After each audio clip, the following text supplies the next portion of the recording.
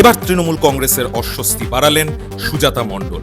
হ্যাঁ, একসময় বিষ্ণুপুরে নিজের প্রাক্তন স্বামীর বিরুদ্ধে দাঁড়িয়েছিলেন তিনি। প্রাক্তন স্বামী সৌমিত্র খাঁয়ের বিরুদ্ধে সাংসদ হওয়ার জন্য দাঁড়িয়েছিলেন সুজাতা মণ্ডল এবং পরাজিত হয়েছিলেন। সুজাতা মণ্ডল দল থেকে পদত্যাগ করলেন।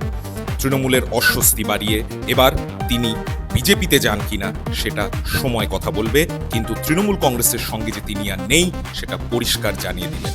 তৃণমূল কংগ্রেসের দুর্দিন যে শুরু হয়ে গেছে সেটা বোঝা যাচ্ছে একের পর এক নেতাদের এই দল থেকে অন্য দলে যাওয়া কিংবা তৃণমূল কংগ্রেস ছেড়ে দেওয়ার মাধ্যম দিয়ে। সুজাতা মণ্ডল আগামী দিনে ভারতীয় জনতা পার্টি জয়েন করেন কিনা সেটা সময় বলবে। তবে সুজাতা মণ্ডল, যিনি একসময় তৃণমূল কংগ্রেসের সৈনিক ছিলেন, তিনি তৃণমূল কংগ্রেসের সঙ্গে আর নেই, এটা ক্ষোভ উগরে দিয়ে জানালেন তিনি।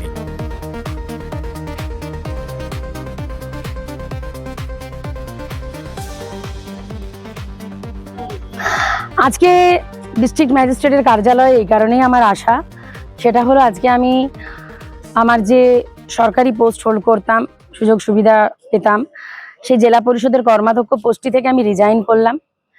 এবং আমি যে দলটির সদস্য ছিলাম, যেটি থেকে অনেক আগেই রিজাইন করতে চেয়েছিলাম, কিছু কারণে পেরে উঠিনি, সে তৃণমূল কংগ্রেসের থেকে আজকে সমস্ত সম্পর্ক আজকে ছিন্ন করলাম।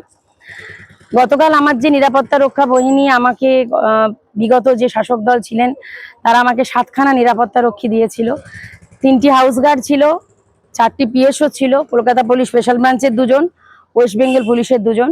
তাদেরকে আমি গতকালই মুক্তি দিয়ে দিয়েছি এবং আজকে আমি এখানে এসেছি আমার সরকারি যে পোস্টটি আছে সেটা থেকে রিজাইন দিয়ে নিজেকে সেখান থেকে মুক্ত করা, এবং তার জন্যই আমি ডিস্ট্রিক্ট ম্যাজিস্ট্রেটের কাছে এসে রিজাইন দিলাম।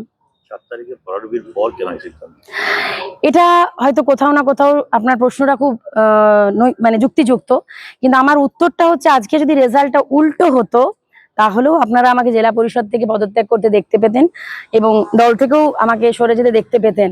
কারণ একটাই কথা আমি মনে করি যে আমরা তো মনুষ্যত্বে মানুষ, তো সেখানে বিবেকের দংশনটা আমাকে কুরে কুরে খাচ্ছিল। আজকে এটা ভাবার কিন্তু কোনো কারণ নেই বাকিদের মতন যে ও 4ঠা মে তৃণমূল কংগ্রেস 80 হয়েছে বলে আমি আজকে তৃণমূল ছাড়লাম, সরকারি সুযোগ সুবিধা ছাড়লাম, তা নয়। যদি এটা উল্টোটা হতো যে তৃণমূল কংগ্রেস 294টা পেয়েছে, আমাকে তবু আজকে আপনারা এখানে দেখতে পেতেন। কারণ ওই যে একটা কথাই বললাম, যে দলে আমি জয় শ্রীরাম বলার জন্য মহাকুম্ভে প্রয়াগরাজে যে বা অযোধ্যার রাম মন্দিরে যে ভর্ৎসনা হতে হয়েছিল আমাকে জয় শ্রীরাম বলে এলাহাবাদের প্রয়াগরাজে যাওয়ার জন্য এবং মৃত্যু কুম্ভ নয় মহাকুম্ভ বলার জন্য, তখন মনে হতো যে সত্যি কি আমি ঠিক পথে আছি। কারণ আগে তো আমি হিন্দু, তারপর অন্য কিছু। তারপরেও সবচেয়ে বড় কথা হচ্ছে আমি সব ধর্মকে সম্মান করি। আমি নিজে সনাতনী হিন্দু, কিন্তু আমার কাছে সব ধর্মের প্রতি সম্মান রয়েছে। কারণ কোনো ধর্ম খারাপ হতে পারে না, কিছু ব্যক্তি মানুষের চিন্তাধারা খারাপ হয়। এবং সেখানে আপনি জানেন যে হিন্দু ধর্ম হচ্ছে এমন একটি ধর্ম যেটা হচ্ছে আমরা সবাইকে ক্ষমা করতে শেখাই।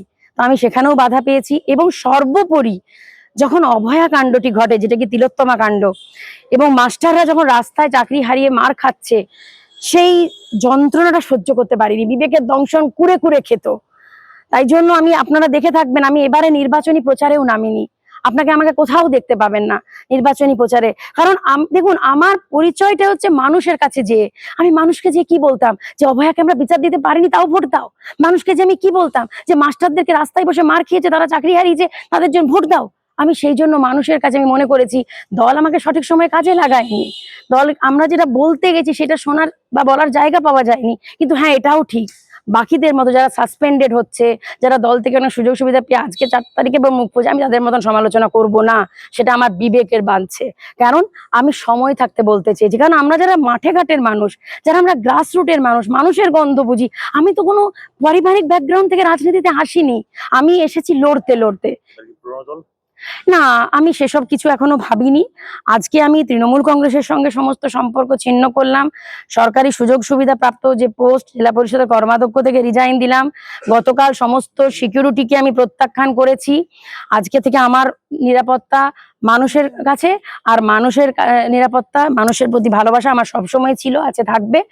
এবং একটাই কথা বলি যে রেজাল্ট যদি উল্টোও হতো তবু আমি জয় শ্রীরাম আগেও বলেছি, আজও বলছি, আগামী দিনেও বলবো। আর এটার সঙ্গে কোনো দলে যাওয়ার কোনো ব্যাপার নেই।